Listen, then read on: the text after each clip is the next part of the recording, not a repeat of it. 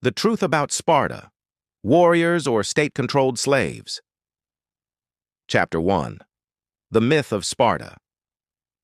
The name itself conjures images of fearless warriors, iron discipline, and the legendary stand of the 300 at Thermopylae. Popular culture has turned Spartans into icons of freedom and military glory, but what if that image is more propaganda than reality? What if the so-called heroes of freedom were themselves trapped in one of history's most brutal systems of control? Chapter 2. The Helot Secret, a nation built on slavery. Sparta's warrior elite existed only because of the Helots, enslaved Messenians who made up the majority of the population. These men and women worked the land, producing food while Spartans trained for war. Without Helots, the Spartan way of life would collapse overnight. But here's the sinister twist. Every year, Spartans declared ritual war on the Helots, giving young warriors the right to kill them without punishment. Imagine a society where murdering your slaves was not just tolerated, but encouraged. Was this about survival or state-sponsored terror to keep an oppressed people in line? Chapter 3. The Training Machine: Freedom or Indoctrination. From the age of 7, Spartan boys were taken from their families and thrown into the agog, a brutal training system designed to break them down and rebuild them as soldiers of the state. They were starved, beaten, forced to steal, and punished when caught.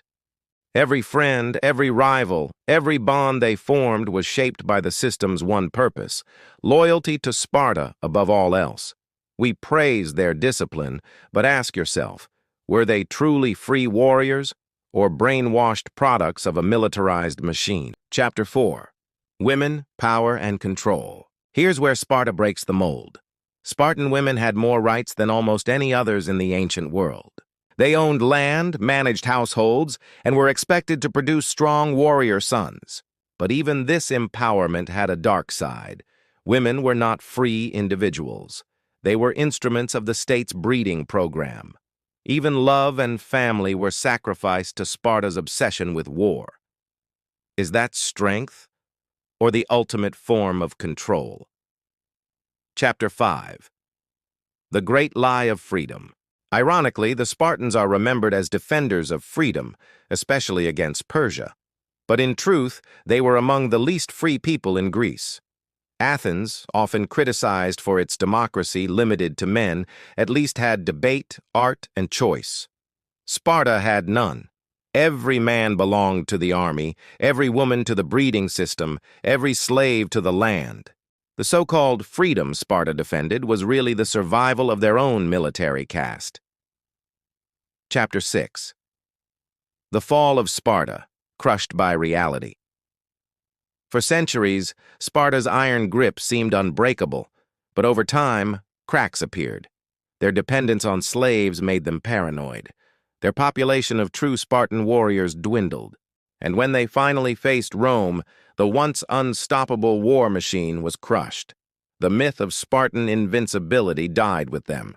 Yet their legend lived on, polished by later writers, revived by modern storytellers, and twisted into a symbol of military perfection. Our conclusion. So who were the Spartans really? Fearless warriors, yes, but only because they were slaves to their own system. They crushed others to maintain their power, and in the process, lost their humanity. The real question is, did they inspire us with their strength, or warn us of what happens when a society sacrifices everything for war? What do you think? Heroes of freedom or prisoners of their own machine? Feel free to comment, like, share, and subscribe before history's myths control you.